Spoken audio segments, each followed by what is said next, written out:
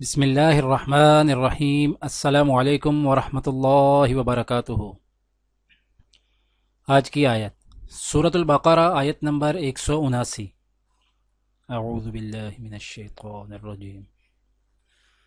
وَلَكُمْ فِي الْقِصَاصِ حَيَاةٌ يَا أُولِي الْأَلْبَابِ لَعَلَّكُمْ تَتَّقُونَ۔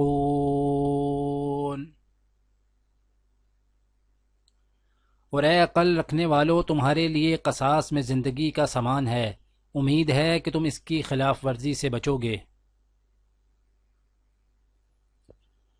آج کی دعا: ربنا لا تزغ قلوبنا بعد إذ هديتنا وهب لنا من لدنك رحمة إنك أنت الوهاب۔ پروردگار، جب تو ہمیں سیدھے رستے پر لگا چکا ہے تو پھر کہیں ہمارے دلوں کو کجی میں مبتلا نہ کر دیجیو، ہمیں اپنے خزانہ فیض سے رحمت عطا کر کہ تو ہی فیاض حقیقی ہے۔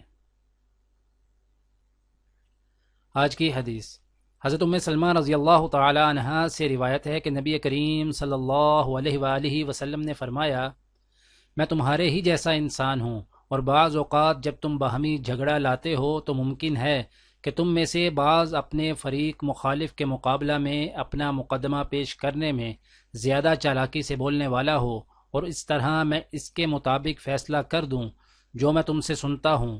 پس جس شخص کے لیے بھی اس کے بھائی کے حق میں سے میں کسی چیز کا فیصلہ کر دوں تو وہ اسے نہ لے، کیونکہ اس طرح میں اسے جہنم کا ایک ٹکڑا دیتا ہوں۔